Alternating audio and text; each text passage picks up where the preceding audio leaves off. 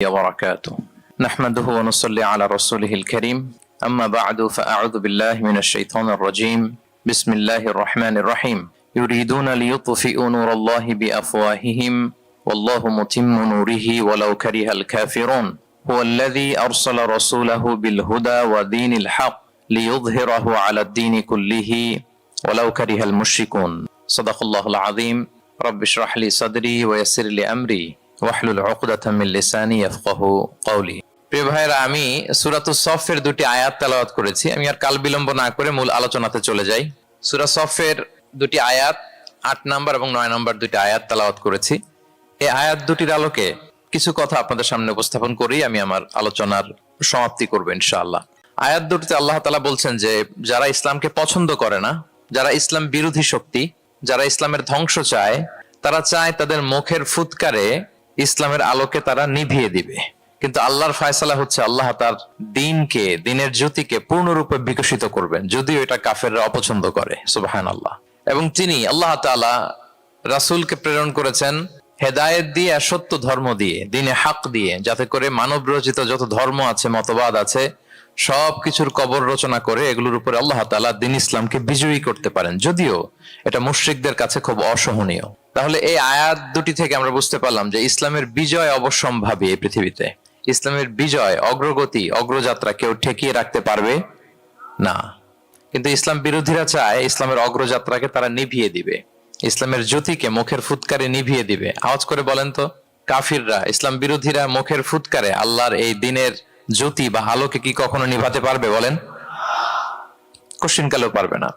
তারা নানা ষড়যন্ত্র করে, তারা নানা ধরনের চক্রান্ত করে, কূটকৌশল করে, আমাদেরকে আমাদের ভূমি থেকে উচ্ছেদ করে, আমাদের ভূখণ্ডে বোমা নিক্ষেপ করে, নানা ধরনের ষড়যন্ত্রের ছক এঁকে আমাদের নওজওয়ানদেরকে শহীদ করে, গ্লোবাল সমুদ ফ্লোটিলার মতো নৌবহরকে আটকে দিয়ে ওরা ভাবে যে ওরা ইসলামের বিজয়কে ঠেকায় ফেলবে। আসলে কি পারবে? না।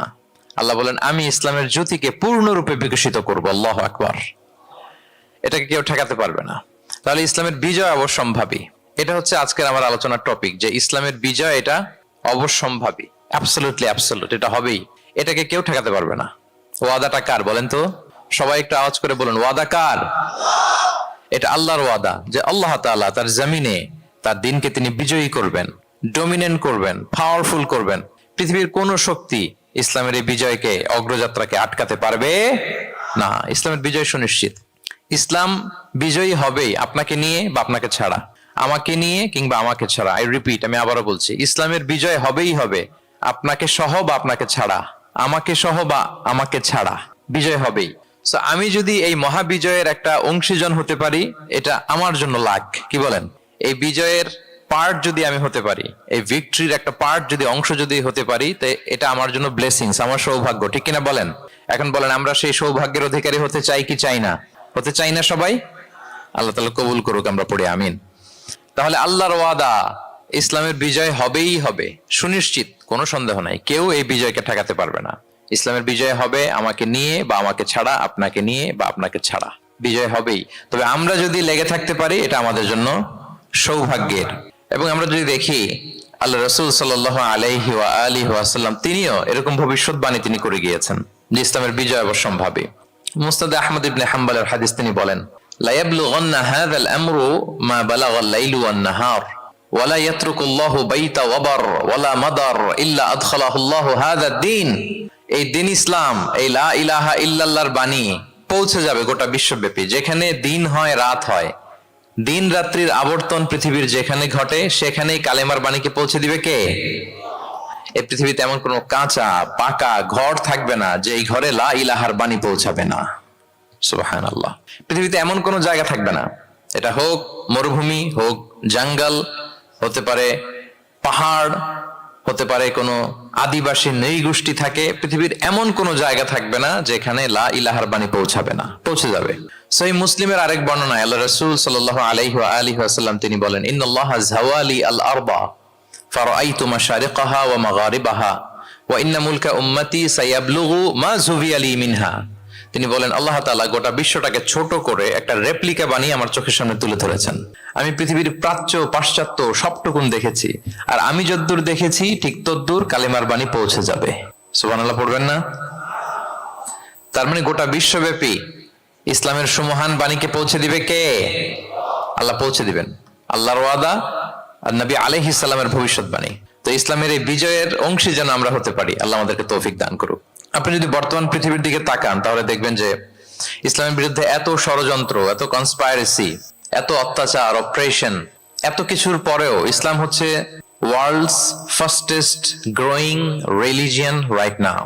পৃথিবীর সবচাইতে গ্রোয়িং রিলিজিয়ন হচ্ছে ইসলাম, সবচাইতে। আপনি দেখেন, জরিপ চালিয়ে একটু খোঁজ খবর নিয়ে দেখেন, সারা ওয়ার্ল্ডে দ্য ফাস্টেস্ট গ্রোয়িং রিলিজিয়ন হচ্ছে ইসলাম। সবচাইতে বাড়ন্ত যেই ধর্মের ভেতরে মানুষ বানের পানির মতো প্রবেশ করছে, সেই ধর্মটার নাম কি? ইসলাম।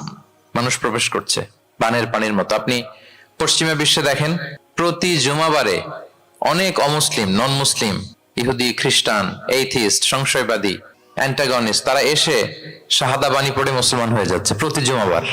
নারী পুরুষ নির্বিশেষে, আস্তিক নাস্তিক নির্বিশেষে প্রতি জুমাবারে তারা এসে শাহাদা পড়ে মুসলমান হয়ে যাচ্ছে। এটা তো মসজিদের খবর। রাস্তাঘাটেও আমাদের পশ্চিমা বিশ্বের দায়ীরা রাস্তার মধ্যেও দাওয়াতি কাজ করে, আলহামদুলিল্লাহ। এটাকে স্ট্রিট দাওয়া বলে। এই যে এরকম টেবিল নিয়ে বসে কোরআনের ট্রান্সলেশন নিয়ে, কিছু ইসলামের সহজ সরল বই নিয়ে তারা নন মুসলিমদের সাথে ইসলাম নিয়ে কথা বলে। আর ওরা খুব ফ্রেন্ডলি মানুষের সাথে মেশে কথা বলে, ফলে ইজিলি তাদেরকে অ্যাপ্রোচ করা যায়। তো তাদেরকে অনেকে জিজ্ঞেস করে যে তোমার ধর্ম কি, তোমার বাবার ধর্ম কি, what do you think about life after death, মৃত্যুর পরের জীবন নিয়ে তোমার ভাবনা কি, তোমার দাদা কোথায় গেল, তোমার বাবা কোথায়, তো চলে গেছে, তুমিও কোথায় যাবা।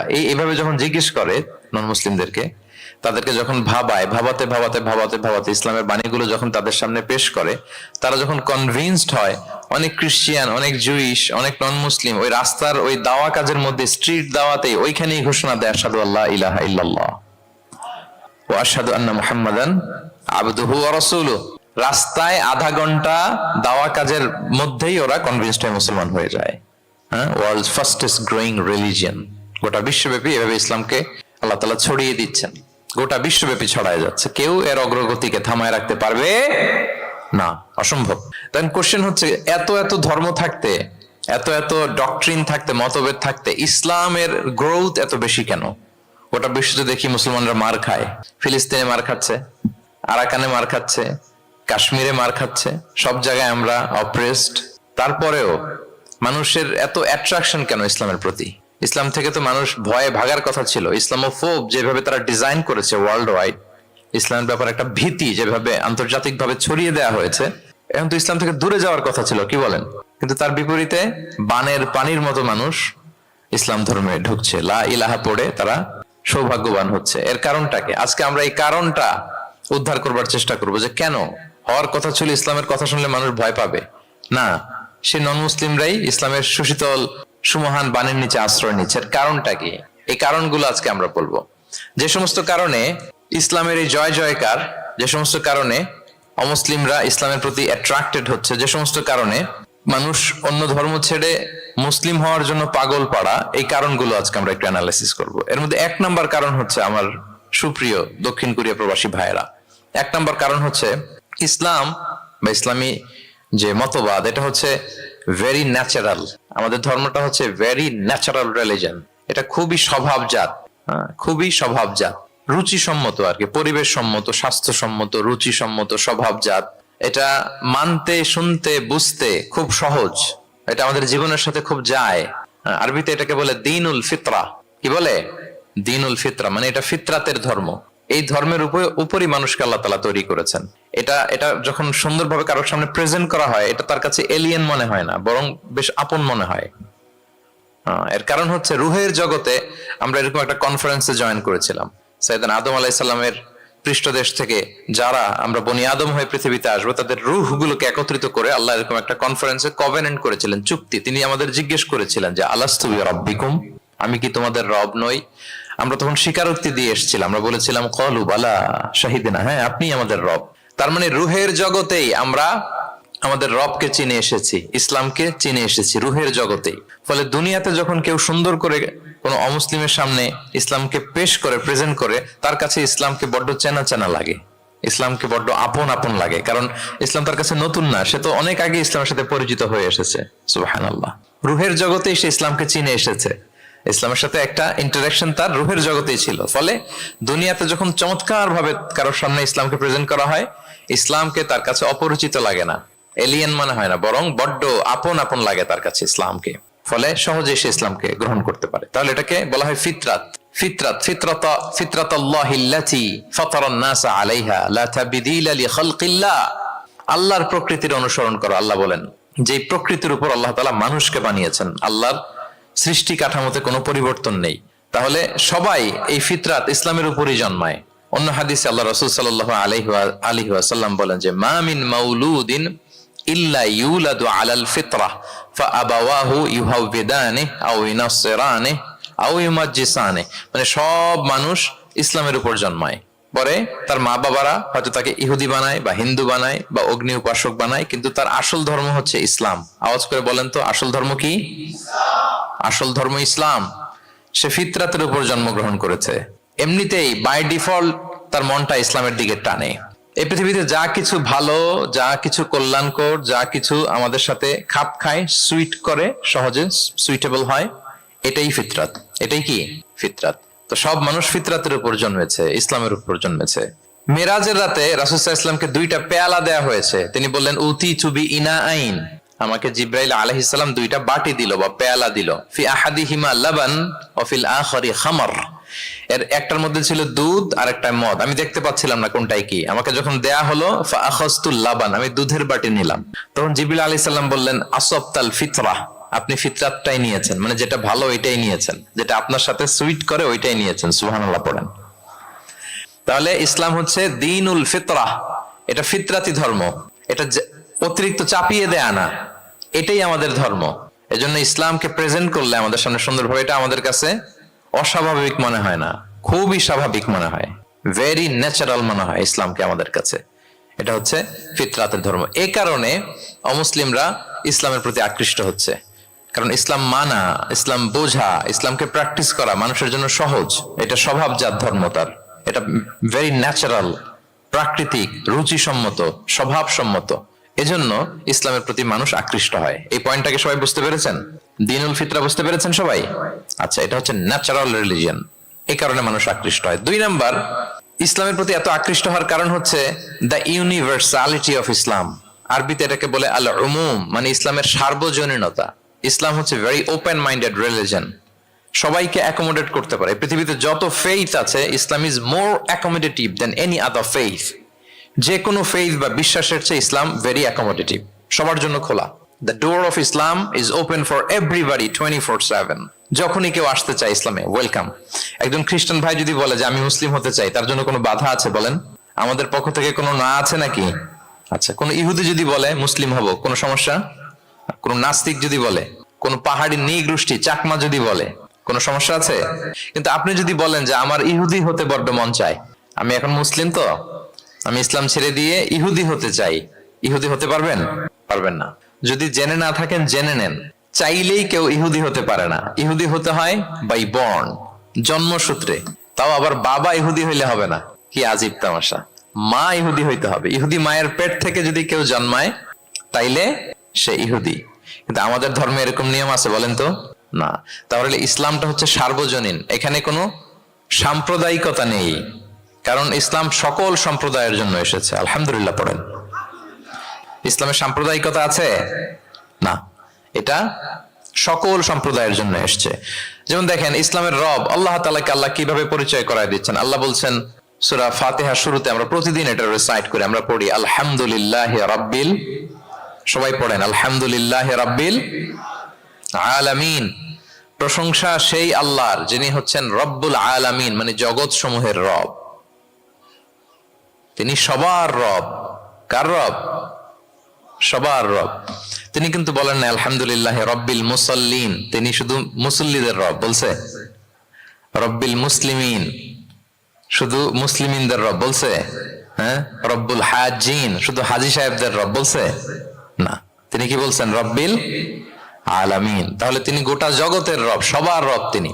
ইসলামের দরজা সবার জন্য খোলা। দ্য ইউনিভার্সালিটি অফ ইসলাম যে আপনাদেরকে বুঝাচ্ছি, আল উমুম, খেয়াল করে দেখেন যে আল্লাহ যখন নিজের পরিচয় দিচ্ছেন তিনি বলছেন আমি সবার রব। তিনি কার রব? তিনি সবার রব, আলহামদুলিল্লাহ রাব্বিল আলামিন। এবং রাসূলুল্লাহ সাল্লাল্লাহু আলাইহি ওয়া আলিহি ওয়াসাল্লামের পরিচয় যখন আল্লাহ তাআলা করায় দিচ্ছেন, তখন আল্লাহ বলছেন, ওয়ামা আরসালনাকা ইল্লা রাহমাতাল লিল আলামিন, I have sent you as a mercy for all the worlds. নবী হে, আপনি গোটা বিশ্বের সবার জন্য রহমত। সুবহানাল্লাহ। আল্লাহ বলছে যে শুধু মুসলমানদের জন্য রহমত? কথা বলেন। শুধু আরবদের জন্য রহমত? শুধু সাদা চামড়ার মানুষদের জন্য রহমত?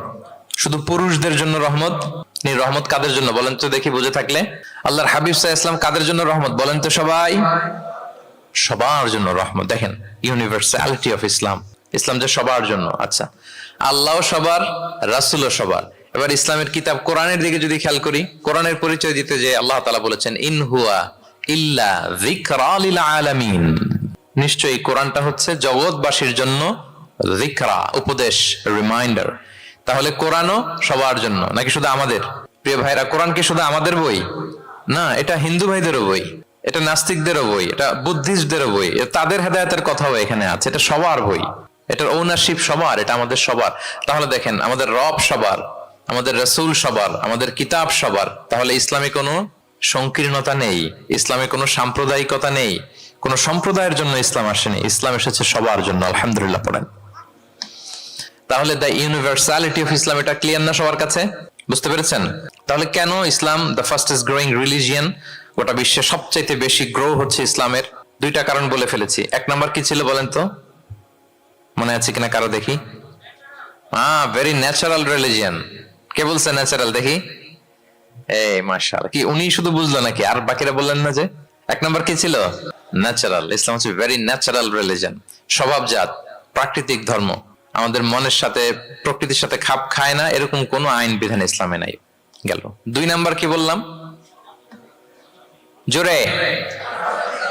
সার্বজনীন, সার্বজনীন ধর্ম, সবার। এটা কোন নির্দিষ্ট গোষ্ঠী, কোন সম্প্রদায়ের জন্য ইসলাম আসে নাই।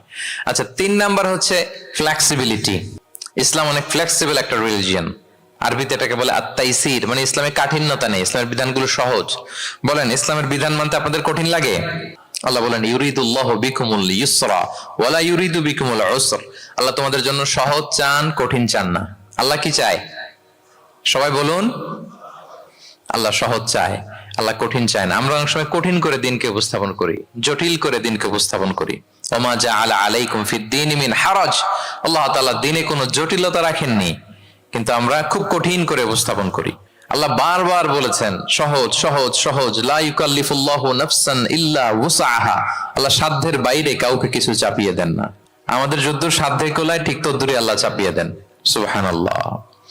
ইসলাম কত সহজ, কতটা সহজ আমি আপনাদেরকে বুঝিয়ে বলছি, আপনারা একটু মনোযোগ দিয়ে শুনুন। একটা ছোট্ট হাদিস আপনাদের সাথে শেয়ার করি। ইসলাম কতটা সহজ আপনারা একটু শুনলেই বুঝতে পারবেন। এক সাহাবী আল্লাহ রাসূল সাল্লাল্লাহু আলাইহি ওয়া আলিহি ওয়াসাল্লামের কাছে এসে তিনি বললেন, ইয়া রাসূলুল্লাহ, হালাকতু ইয়া রাসূলুল্লাহ, হে রাসূল আমি তো শেষ। আমি তো, শুনতেছেন, মনোযোগ আছে? আমি তো শেষ। রাসূল সাল্লাল্লাহু আলাইহি ওয়াসাল্লাম বললেন, ওমা আহলাকা, কি হয়েছে তোমার? তো সে বলে, ওয়াকাআতু আলা ইমরাআতি ফি রমাদান, আমি তো রমজান মাসে দিনের বেলায় আমার স্ত্রীর সাথে মেলামেশা করে ফেলছি, একেবারে ফাইনাল মেলামেশা, আমার সিমেন আউট হয়ে গেছে বডি থেকে। এজন্য সে অস্থির হয়ে রাসূল সাল্লাল্লাহু আলাইহি ওয়াসাল্লামের কাছে এসে, ইয়া রাসূল আমি তো শেষ, আমারে বাঁচান, আমারে বাঁচান। কি হয়েছে?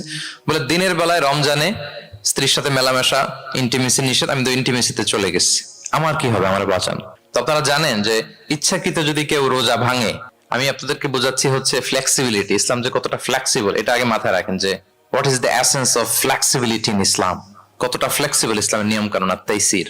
ইচ্ছা করে যদি কেউ রোজা ভাঙে, তার বিধান হচ্ছে তার কাজাও করতে হবে, কাফফারাও দিতে হবে। কাজা মানে একটা রোজার জন্য আরেকটা রোজা, আর কাফফারা হচ্ছে হয় তাকে একটা দাস আজাদ করতে হবে, অথবা তাকে 60টা রোজা রাখতে হবে টানা, অথবা 60 জন মিসকিনকে খাওয়াতে হবে। তো সে যখন এসে বললো, ইয়া রাসূলুল্লাহ আমাকে বাঁচান, কি করবো আমি? রাসূল সাল্লাল্লাহু আলাইহি ওয়াসাল্লাম বলেন, আচ্ছা ঠিক আছে, তুমি এই কাজ করে ফেলছো, তোমার তো পেনাল্টি হয়েছে। তো পেনাল্টি কি? তো বলে যে, রাসূল সাল্লাল্লাহু আলাইহি ওয়াসাল্লাম বলেন যে তুমি একটা দাস আজাদ করে দাও। বলে, ইয়া রাসূলুল্লাহ এই সক্ষমতা আমার নাই, আমি দাস আজাদ করবো কোত্থেকে? আচ্ছা, এটা পারবা না, তো তাহলে টানা 60টা রোজা রাখো কাফারা হিসেবে, টানা 60 দিন রোজা রাখতে হবে, রমজান চলে যাওয়ার পরে 60 দিন রোজা, এটা রাখো। বলে, ইয়া রাসূলুল্লাহ এটাও পারবো না, আমি টানা 60 দিন রোজা আমি রাখতে পারবো না। আচ্ছা, এটাও যদি না পারো, তাহলে তুমি 60 জন মিসকিনকে খাবার খাইয়ে দাও। এবার সে বলে, ইয়া রাসূলুল্লাহ খাবারও খাওয়াতে পারবো না আমি, এই সামর্থ্য নাই। কি বিপদ! দাস আজাদ এটাও পারবো না, টানা 60টা রোজা এটাও পারবা না, 60 জন মিসকিনকে খাবার দিবা তাও পারবা না, তো কি আর করা, বসো এক পাশে বসো। বসে আছেন, উনি অন্যান্য কাজ সারতেছেন। হঠাৎ এক ঝুড়ি খেজুর রাসূল সাল্লাল্লাহু আলাইহি ওয়াসাল্লামের কাছে আসলো, এক ঝুড়ি সাদাকার খেজুর। আসার পর রাসূল সাল্লাল্লাহু আলাইহি ওয়াসাল্লাম বললেন, ওই লোকটা কই যে এই কাজ করে ফেলছে, তাকে নিয়ে আসা হলো।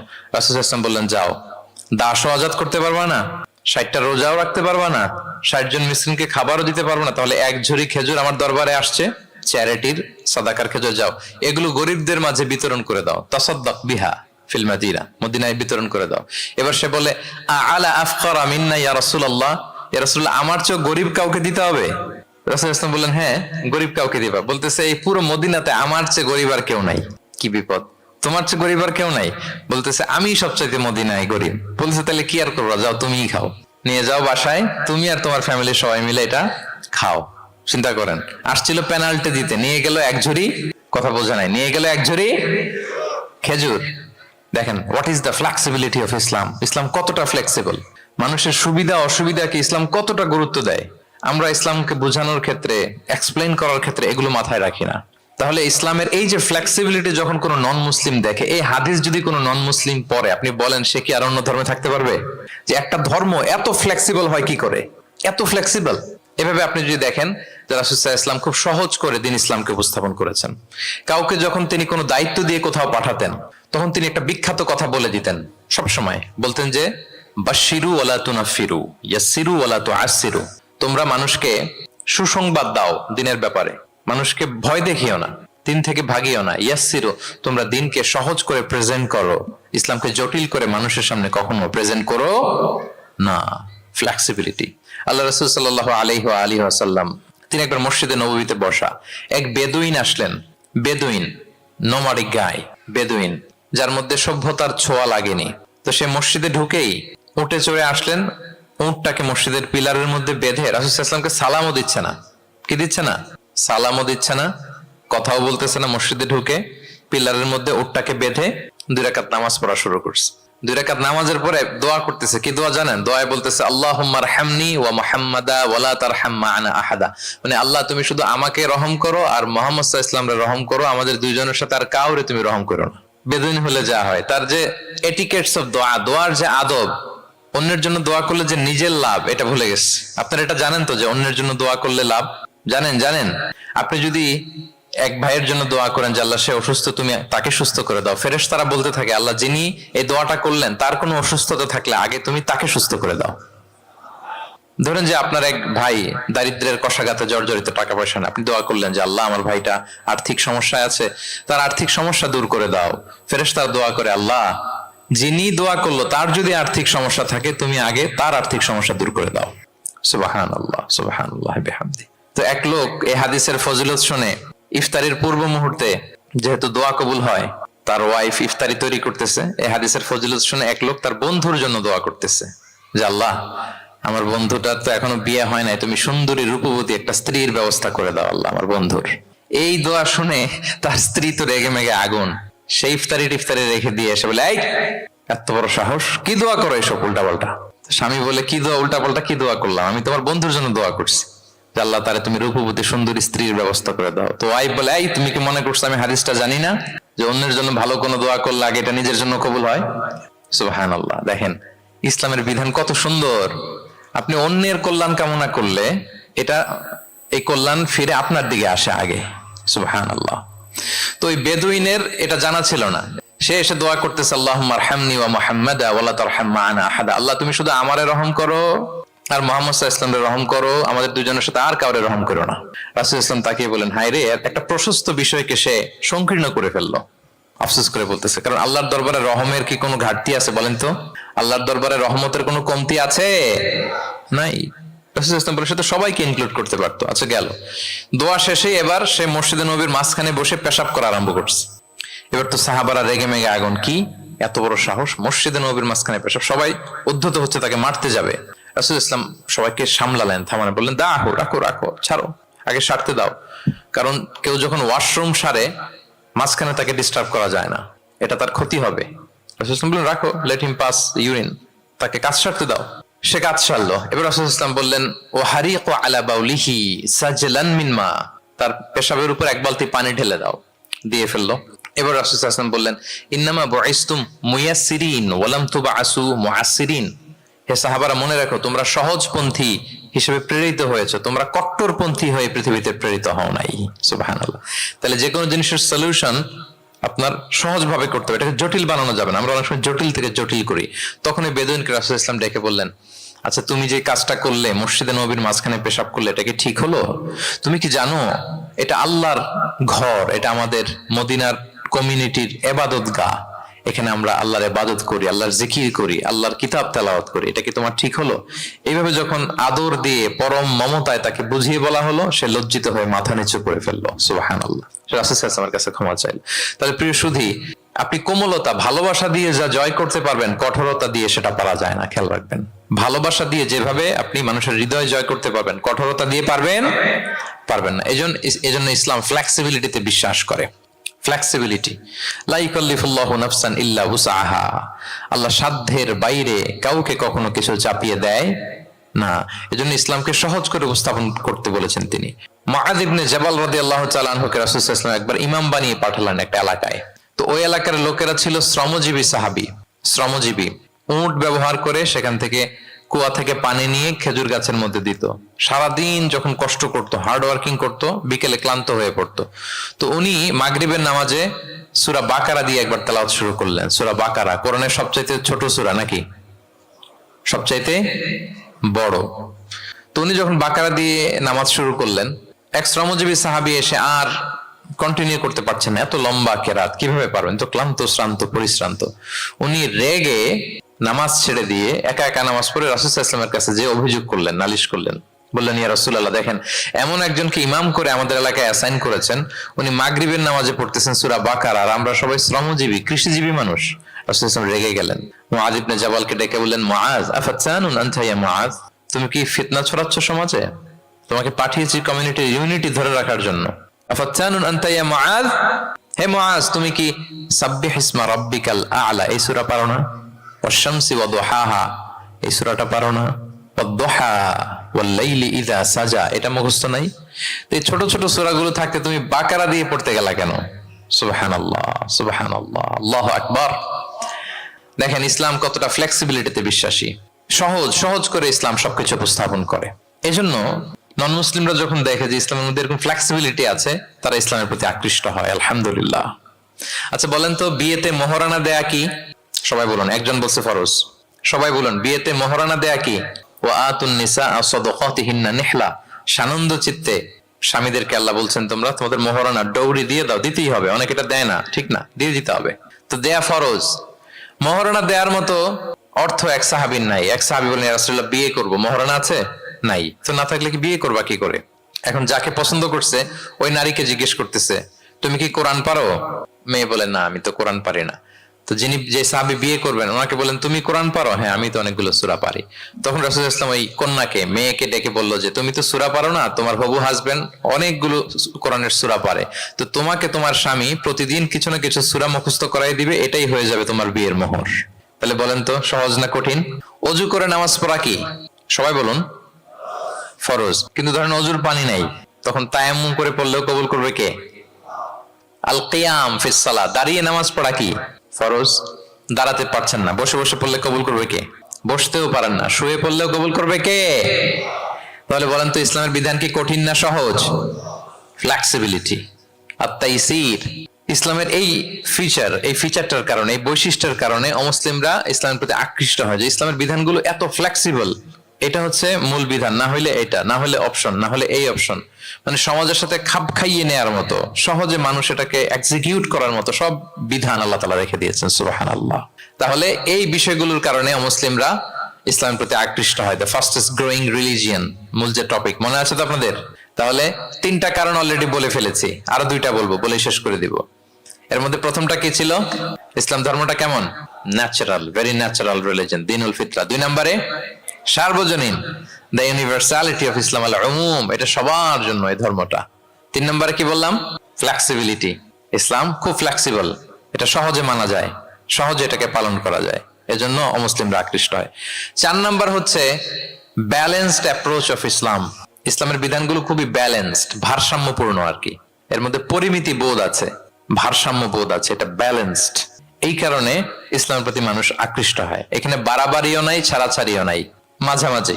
বাড়াবাড়িও নাই, ছাড়াছাড়িও নাই। আমার সাথে সাথে বলেন, কি নাই? বাড়াবাড়িও নাই, আর কি নাই? ছাড়াছাড়িও নাই, বরং মাঝামাঝি, ব্যালেন্সড অ্যাপ্রোচ। ইসলামের সবকিছু দেখবেন ব্যালেন্সড। وكذلك جعلناكم أمة وسطا لتكونوا شهداء على الناس ويكون الرسول عليكم شهيدا। অনুরূপভাবে আমি তোমাদেরকে ব্যালেন্স জাতি বা মধ্যমপন্থী জাতি হিসেবে তোমাদেরকে পৃথিবীতে প্রেরণ করেছি, যাতে করে তোমরা অন্য জাতির উপর সাক্ষী হতে পারো আর নবী হতে পারেন তোমাদের উপর সাক্ষী। তাহলে আমাদের ধর্মটা খুবই ভারসাম্যপূর্ণ, খুবই কি ভারসাম্যপূর্ণ। বাড়াবাড়িও নাই, ছাড়াছাড়িও নাই। দেখেন, বিশ্বাসীদের বৈশিষ্ট্যের কথা বলতে যে আল্লাহ তাআলা বলছেন, ওয়াল্লাযীনা ইযা আনফাকু লাম ইউসরিফু ওয়া লাম ইয়াকতুরু ওয়া কানা বাইনা যালিকা কাওয়ামা। বিশ্বাসীরা যখন দান করে, দানের ক্ষেত্রে তারা কৃপণতাও করে না, আবার অপচয়ও করে না, বরং মাঝামাঝি দান করে। বরং কি মাঝামাঝি দান। রাসূলুল্লাহ সাল্লাল্লাহু আলাইহি ওয়াসাল্লামের একটা অভ্যেস ছিল, তার কাছে কেউ কিছু চাইলে উনি না বলতে পারতেন না। কি বলতে পারতেন না? সবাই বলুন, রাসূলুল্লাহ সাল্লাল্লাহু আলাইহি ওয়াসাল্লাম কি বলতে পারতেন না? না। কেউ কিছু চাইবে আর উনি না বলবেন, এই না ওনার ডিকশনারিতে নাই, না বলতে জানতেন না। তো একবার রাসূল সাল্লাল্লাহু আলাইহি ওয়াসাল্লামের মাত্র জামা, কয়টা জামা? একটা। তো এক ফরিয়াদি এসে রাসূল সাল্লাল্লাহু আলাইহি ওয়াসাল্লামকে বললেন, ইয়া রাসূলুল্লাহ, আমাকে একটা জামা দিন, আমি বস্ত্রহীন। তো রহমতের নবী কি আর করবেন, যেহেতু না বলতে জানেন না, কাউকে ফিরিয়ে দিতে জানেন না, নিজের জামাটাই খুলে দিয়ে দিলেন। সুবহানাল্লাহ। এখন ওনার গায়ে তো জামা নাই, আছে?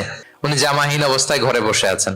আল্লাহ তাআলা আয়াত নাযিল করলেন, ওয়াল্লাযীনা ইযা আনফাকু লাম ইউসরিফু ওয়া লাম ইয়াকতুরু ওয়া কানা বাইনা যালিকা কাওয়ামা।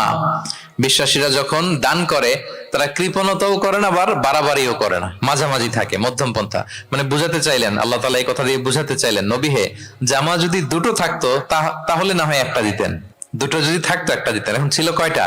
তো এটাই যখন দিয়ে দিয়েছেন, এখন আপনি পড়বেন কি? সুবহানাল্লাহ বিহামদি। ভারসাম্য শিখালেন আল্লাহ। তাহলে ইসলাম হচ্ছে ভারসাম্যের ধর্ম, ব্যালেন্সড রিলিজিয়ান। বাড়াবাড়িও নাই, ছাড়াছাড়িও নাই। সাহাবাদের মনের মধ্যে একবার কৌতূহল জাগলো যে রাসূল সাল্লাল্লাহু আলাইহি ওয়াসাল্লাম রাত্রিবেলা কি আমল করে, দিনের বেলা কি আমল করে, ওনার ব্যক্তিগত আমলগুলো কেমন, একটু দেখে আসি। তো ওনার খোঁজ লাগালেন। খোঁজ লাগিয়ে যা পেলেন, তাদের খুব একটা মনোপুত হলো না। ওনারা ভাবলেন যে রাসূল সাল্লাল্লাহু আলাইহি ওয়াসাল্লাম হয়তো আরো বেশি আমল করেন, কিন্তু ওনাদের কাছে মনে হলো যে কিছুটা বোধহয় কমই হয়ে যাচ্ছে। তো একজন বললো, আরে রাসূল সাল্লাল্লাহু আলাইহি ওয়াসাল্লামের তো আগের পরের সব গুনাহ মাফ, গফিরা লাহু মা তাকাদ্দামা মিন যামবিহি ওয়া মা তাআখার। ওনার তো কোনো গুনাহই নাই, এই আমল ওনার জন্য ঠিক আছে, আমাদের জন্য ঠিক না, আমাদের আরো বাড়াই করতে হবে। তো কি করা যায়? এই চিন্তা থেকে এরা একজন বলে যে তাইলে একটা কাজ করি, আমি আর এখন থেকে রাতে ঘুমাবো না, সারা রাত তাহাজ্জুদ করবো। সারা রাত কি করবো? আচ্ছা। আরেকজন বলে, তাহলে আমি কালকে থেকে যে নফল রোজা রাখা শুরু করব, জীবনেও মরার আগের দিন পর্যন্ত আর রোজা ভাঙবো না, খালি রোজা চলতেই থাকবে। দুইজন তো দুইটা নিয়ে নিছে। আরেকজন কি করবে? আরেকজন বলে, তোরা যা করছস, আমি এক কাজ করি, আমি আর আমার স্ত্রীর কাছেই যাব না, সন্ন্যাসী হয়ে গেলাম।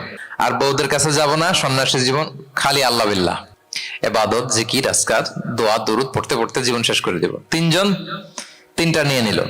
এই কথা যখন রাসূলুল্লাহ সাল্লাল্লাহু আলাইহি ওয়াসাল্লাম তিনি শুনলেন, তিনি অপছন্দ করলেন। তিনি বললেন, মা বালু আকওয়ামিন ইয়াকুলুনা কাযা ওয়া কাযা। তোমাদের কি হলো? ডাকলেন, সমাবেশ করে বলেন, এই নাম ধরে বলতেন না। তিনি কিভাবে মানুষকে কারেক্ট করতেন দেখেন, সংশোধন করতেন। এই তুমি নাকি এটা বলছো, দাঁড়াও আব্দুল্লাহ, এই আব্দুর রহমান তুমি দাঁড়াও, এই আব্দুল করিম, তিনজনে তিন খারাপ কাজ করছো। এইভাবে সংশোধন করতেন না, কারণ নাম ধরে দাঁড় করালে তারা তো অন্যদের সামনে অপদস্থ হবে। কি বলেন, ঠিক কিনা? নাম না ধরে তাদের কাজ নিয়ে বললেন যে, মা বালু আকওয়ামিন ইয়াফআলুনা কাযা ওয়া কাযা, মা বালু আকওয়ামিন ইয়াকুলুনা কাযা ওয়া কাযা। আচ্ছা, তোমাদের মধ্যে কয়েকজন নাকি এই কাজের ঘোষণা দিছো, তোমাদের মধ্যে কয়েকজন। তাহলে যেই তিনজন দিছে এরা তো বুঝে ফেলছে যেগুলো আমাদের কি বলতেছে, ঠিক কিনা বলেন? আর বাকিরাও সতর্ক হয়ে গেল। এবার রাসূল সাল্লাল্লাহু আলাইহি ওয়াসাল্লাম বললেন, না, তোমাদের এই কাজটা ঠিক হয়নি। ইন্নী লা আখশাকুম লিল্লাহি ওয়া আতকাকুম লাহু। তোমাদের মধ্যে আমি নবী সবচেয়ে বেশি আল্লাহকে ভয় করি, আমি সবচেয়ে বড় মুত্তাকি। কই, আমি তো রাতে ঘুমাই, আবার তাহাজ্জুদ পড়ি, কিছু সময় ঘুমাই, কিছু সময় তাহাজ্জুদ পড়ি। এই ভারসাম্য রেখে জীবন চালাতে আমার তো তাকওয়ার কোনো ক্ষতি হয় না। আমি তো স্ত্রীদের সাথে মিশি, আমার তো কোনো সমস্যা হয় না। আমি মাঝে মাঝে নফল রোজা রাখি সোম বৃহস্পতি, বাকি দিনগুলোতে দিনের বেলা আমি খাই। কই, এই ভারসাম্যপূর্ণ জীবন আচরণে আমি নবী হয়ে তো আমার কোনো সমস্যা হয় না, তোমাদের তো সমস্যা কোথায়? সুবহানাল্লাহ। তাহলে রাসূল সাল্লাল্লাহু আলাইহি ওয়াসাল্লামের চাইতে যদি কেউ বড় মুত্তাকি হতে চায়, হতে পারবে? বলেন তো। না, সেই নবী রাতে কখনো নির্ঘুম থাকতেন না, only accept the last 10 days of Ramadan. রমাদানের শেষ 10 রাতে রাসূল সাল্লাল্লাহু আলাইহি ওয়াসাল্লাম ঘুমাতেন না। আর সারা বছরের রুটিন হচ্ছে এশার পরেই ঘুম দিয়ে এরপর রাসূল সাল্লাল্লাহু আলাইহি ওয়াসাল্লাম শেষ রাতে তাহাজ্জুদ পড়তেন, মানে ঘুমোতেন আবার নামাজ পড়তেন, ব্যালেন্সড। ইবাদত করতেন, স্ত্রীদের সাথেও মিশতেন, মাঝে মাঝে রোজা রাখতেন, আবার মাঝে মাঝে না রেখে খাবার খেতেন দিনের বেলা। সুবহানাল্লাহ। তাহলে এটাকে বলে the balanced approach of Islam, আরবিতে বলে আল ওয়াসাতিয়াতু ওয়াল ইতিদাল, মানে মধ্যমপন্থী থাকা, ভারসাম্যপূর্ণ থাকা। ইসলামের অনন্য একটা বৈশিষ্ট্য হচ্ছে এই আল ওয়াসাতিয়া, মানে দ্য ব্যালেন্সড অ্যাপ্রোচ, ভারসাম্যপূর্ণ জীবন বিধান। এগুলো যখন অমুসলিমরা দেখে তারা অবাক হয়ে যায়। সম্মানিত সুধী, আপনারা যদি ঈসা আলাইহিস সালামের ব্যাপারে আমাদের আকীদা দেখেন, বিশ্বাস, তাহলে আরো ক্লিয়ার হবেন যে আমরা অন্য ধর্মের চেয়ে কিভাবে ভারসাম্যপূর্ণ। খেয়াল করে শুনুন, খুব মজার ঘটনা, মজার ব্যাপার। ঈসা আলাইহিস সালামের ব্যাপারে আমাদের যে বিশ্বাস বা আকীদা, এটার দিকে খেয়াল করলেই বুঝবেন যে আমরা কেমন করে ব্যালেন্সড। আচ্ছা, আপনারা কি কেউ জানেন খ্রিস্টানরা ঈসা আলাইহিস সালামের ব্যাপারে কি বলে? কেউ জানেন? জানলে বলুন। আল্লাহর, নাউযু বিল্লাহি মিন যালিক, ওনারা ঈসা আলাইহিস সালামকে বলে আল্লাহর ছেলে, the son of God, Jesus Christ is the son of God, আল্লাহর ছেলে, নাউজুবিল্লাহ। তাহলে দেখেন ওনার সম্মান বাড়াইতে বাড়াইতে কোথায় নিছে? খোদার চেয়ারে নিয়ে বসাইছে, তাই না? ঈসা আলাইহিস সালামকে খ্রিস্টানরা কোথায় বসাইছে? আল্লাহর চেয়ারে, আল্লাহর সন্তান বানায় ফেলছে, নাউজুবিল্লাহ। তাহলে বাড়াবাড়ি করলো, কি করলো? ঈসা আলাইহিস সালামের ব্যাপারে খ্রিস্টানরা কি করলো? বাড়াবাড়ি। আচ্ছা, আপনারা কি জানেন ইহুদিরা ঈসা আলাইহিস সালামের ব্যাপারে কি বলে?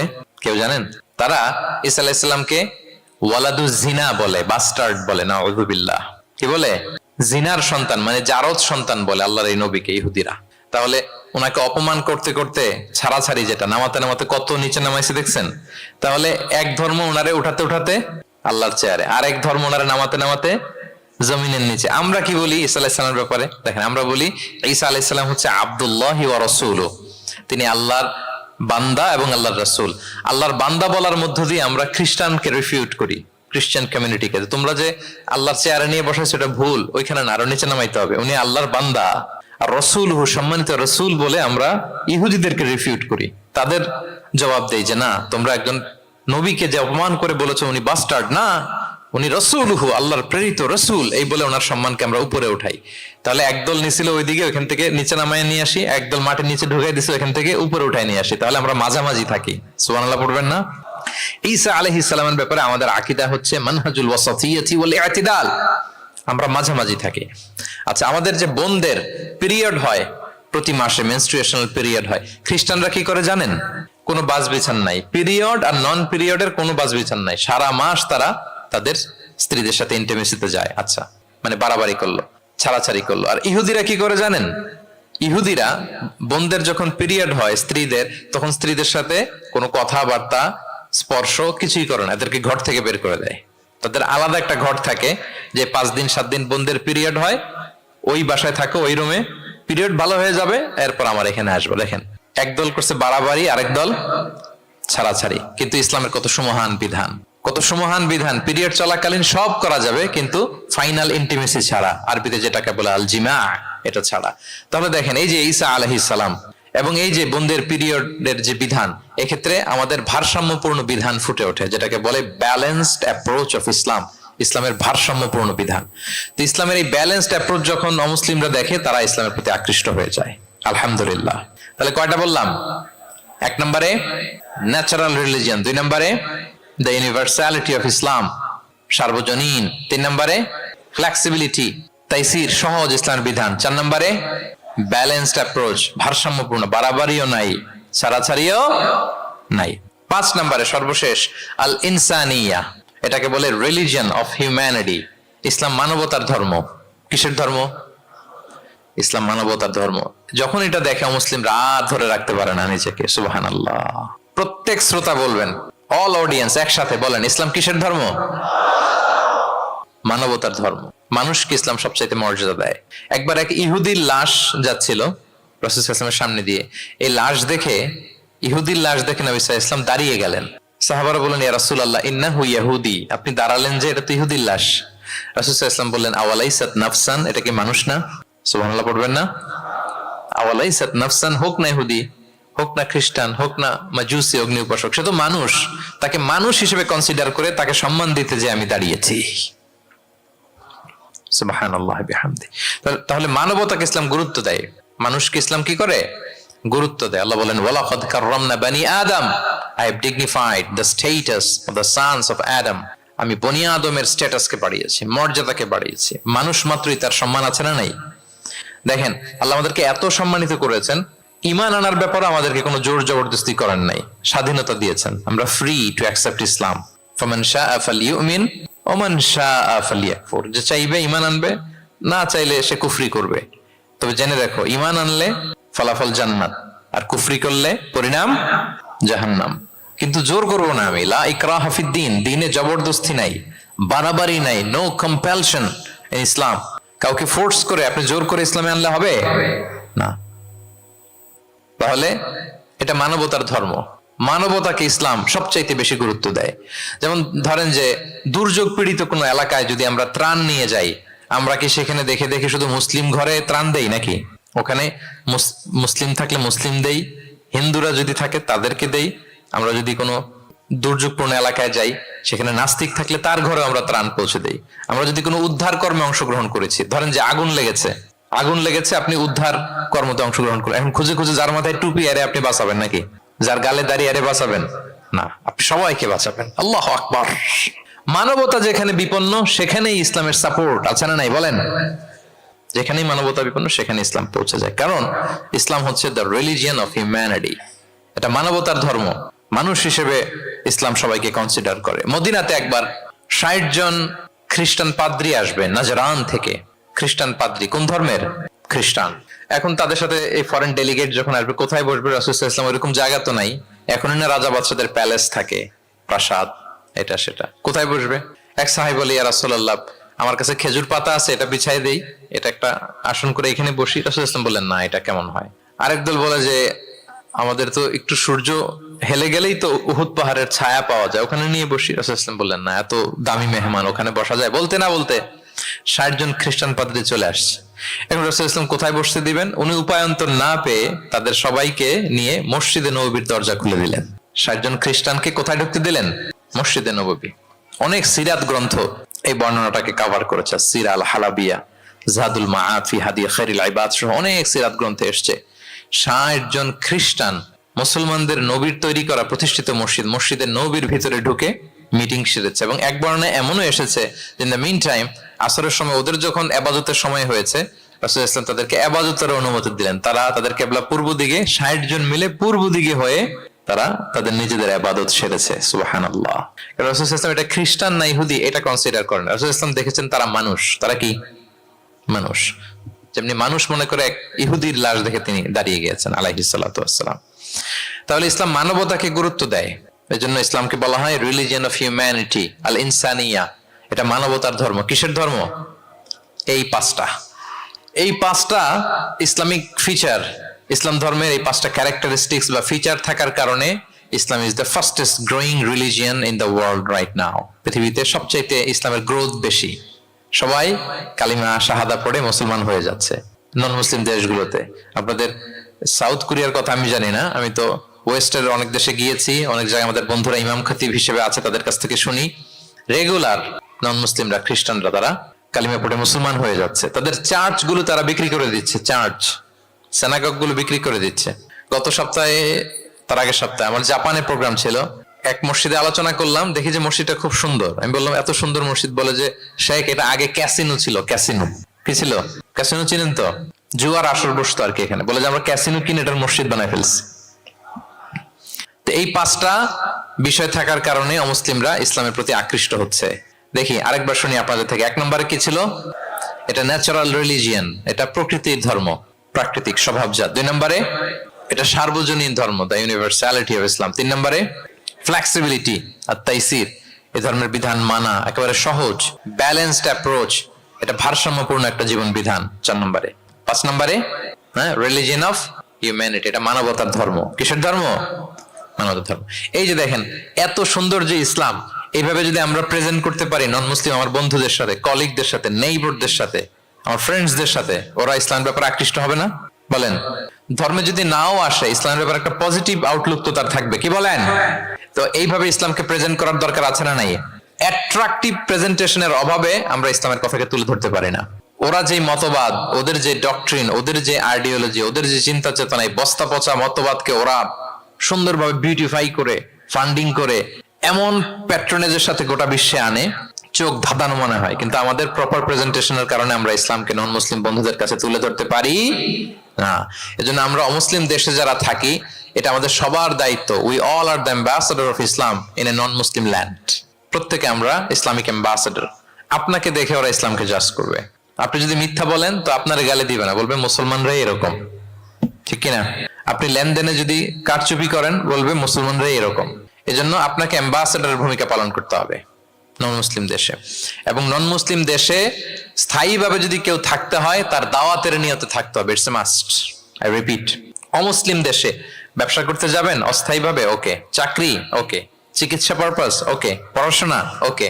কিন্তু স্থায়ীভাবে যদি কোনো অমুসলিম দেশের পাসপোর্ট নিয়ে থাকতে হয়, স্থায়ীভাবে, of course it should be with the intention of দাওয়া।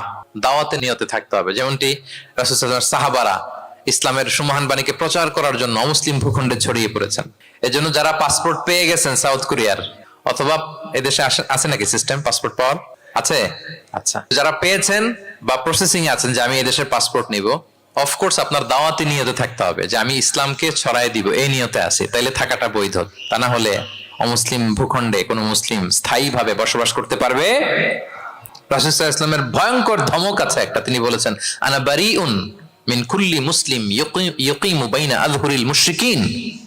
আমি ওই প্রত্যেক মুসলমান থেকে আমি বারি, তার কোনো দায়ভার আমার নাই যে অমুসলিম ভূখণ্ডে মুশরিকদের সাথে থাকে। হ্যাঁ, গভীর হুঁশিয়ারি, সতর্কবার্তা, ওয়ার্নিং। কিন্তু যদি আপনি উইথ দ্য ইন্টেনশন অফ দাওয়াতে নিয়তে থাকেন যে এখানে আমি একটা মসজিদ করব, মসজিদের সাথে লেগে থাকবো, আমার বুদ্ধিস্ট প্রতিবেশীর কাছে আমি ইসলামের সুমহান বাণী পৌঁছে দিব, আমার কলিগদেরকে বুঝাবো দেখো ইসলাম খুব ফ্লেক্সিবল, এটা ন্যাচারাল রিলিজিয়ান, এটা মানবতার ধর্ম, এটা এমন এমন, এইভাবে আমি বুঝাবো, এই নিয়তে যদি আপনি থাকেন, তাহলে আপনি এই দেশে স্থায়ীভাবে থাকতে পারবেন। কথা কি বুঝতে পেরেছেন? এখন অন্যকে ইসলাম বুঝাইতে হলে তো আগে নিজের মানতে হবে নাকি? কথা বলেন। আপনি ইসলামের দাওয়া দিবেন, এখন আপনি নিজেই ইসলাম মানে না, তাহলে হবে? আগে নিজের মানতে হবে, কি বলেন? আগে নিজের ইসলামকে কি করতে হবে? মানতে হবে। আমার প্রিয় ভাইয়েরা, Islam is our identity, Islam is our honour. আমাদের সম্মান হচ্ছে ইসলামে। ওমর ফারুক রাদিয়াল্লাহু তাআলা আনহু বলতেন, নাহনু কওমুন আ'আজ্জানাল্লাহু বিল ইসলাম। আমরা এমন জাতি যে জাতিকে আল্লাহ তাআলা ইসলাম দিয়ে সম্মানিত করেছে। ফাইনি বিতাগাইনাল ইজ্জাতা বিগাইরিহি আযাল্লানাল্লাহ। ইসলাম ছাড়া অন্য কোথাও যদি আমরা সম্মান তালাশ করি, তাহলে আমাদেরকে অপদস্থ করে ছাড়বেন কে? একটাই মনোনীত ধর্ম আল্লাহ তাআলার কাছে, সেটা হচ্ছে ইসলাম। আওয়াজ করে বলুন, সেটা কি? ইন্নাদ দীনা ইনদাল্লাহিল ইসলাম। একমাত্র আল্লাহর কাছে the accepted only one religion to Allah, সেটা হচ্ছে ইসলাম। ওমাই ইয়াবতাগি গায়রাল ইসলামি দীনান ফালান ইউকবালা মিনহু ওয়া হুয়া ফিল আখিরাতি মিনাল খাসিরিন। ইসলাম ছাড়া অন্য কিছু যদি কেউ তালাশ করে, সেটার সাথে নিজেকে জড়ায়, আল্লাহ তাআলা কবুল করবেন না। That will not be accepted from him in the day of judgment and he will be loser মিনাল খাসিরিন। সে হবে লুজার, হতভাগা হবে, দুর্ভাগা হবে। তাহলে আমরা যেন ইসলামকে আমাদের শেকড় হিসেবে কনসিডার করি, আমাদের ছেলে মেয়েদেরকে যেন ইসলামী তারবিয়ার উপর আমরা গড়ে তুলি, এবং ইসলামকে যেন আমরা ভেতর থেকে সবাই লালন করি, ধারণ করি, এবং ইসলামের সুমহান বাণীকে যেন আমরা পৌঁছে দেই সবাই অন্যদের কাছে। রাজি আছেন তো সবাই? তাহলে সাউথ কোরিয়ায় যারা স্থায়ীভাবে থাকতে চান, কোন নিয়তে থাকবেন? দাওয়াতের নিয়তে। We all should be a living দাঈ। আমরা লিভিং দাঈ হয়ে থাকবো। আমাদেরকে দেখলে, আমার চলনে বলনে কথনে, আমার ডিলিংস দেখেই যেন ভাই এত ভালো মানুষ, আরে এটাই তো সুন্দর, এটাই তো ইসলাম। আম্মাজান আয়েশাকে জিজ্ঞেস করা হলো যে আম্মাজান কাইফা কানা খুলুক রাসূলিল্লাহ, নবী সাল্লাল্লাহু আলাইহি ওয়াসাল্লামের ক্যারেক্টার কেমন ছিল? তিনি বলতেন যে ইনদামা রাসূল সাল্লাল্লাহু আলাইহি ওয়াসাল্লাম ইয়ামশি আলাল আরদ কাআন্নাল কুরআনা ইয়ামশি আলাইহি। যখন রাসূল সাল্লাল্লাহু আলাইহি ওয়াসাল্লাম রাস্তা দিয়ে হেঁটে যেতেন, as if a living Quran is walking on the street, মনে হতো একটা জীবন্ত কোরআন রাস্তা দিয়ে হেঁটে যাচ্ছে। তা আপনাকে দেখলেও যেন মানুষ মনে করে এটা একটা জীবন্ত ইসলাম। আপনার চলা ফেরায়, আচরণে, কাজে, লেনদেনে মনে করে যেন সেই ইসলামের একটা আইকন। কি এইভাবে থাকা যাবে তো ইনশাআল্লাহ? ইসলামকে আমাদের জীবনে, পরিবারের, সমাজে আমরা পরিপূর্ণভাবে মানতে রাজি আছি তো? ছেলে মেয়েদেরকে ইসলামের উপর অটুট রাখতে সবাই রাজি আছি? আল্লাহ তাআলা আমাদের সবাইকে কথাগুলো বোঝার, আমল করার তৌফিক দান করুক। ইসলামের এই বিজয়ে যেন আমরাও শামিল হতে পারি। কোন অমুসলিমের, নন মুসলিমের, ষড়যন্ত্রকারীদের রক্তচক্ষু ইসলামের অগ্রযাত্রাকে ঠেকায় রাখতে পারবে না। আমাদের এই ভিডিওটি যদি আপনার ভালো লেগে থাকে, তাহলে ভিডিওতে একটি লাইক দিতে পারেন এবং আপনার প্রিয়জনদের সাথে শেয়ার করতে পারেন। এবং এইরকম আরও ভিডিও পেতে আমাদের ইউটিউব চ্যানেলটি সাবস্ক্রাইব করে পাশে থাকা বেল আইকনটি অন করে দিন।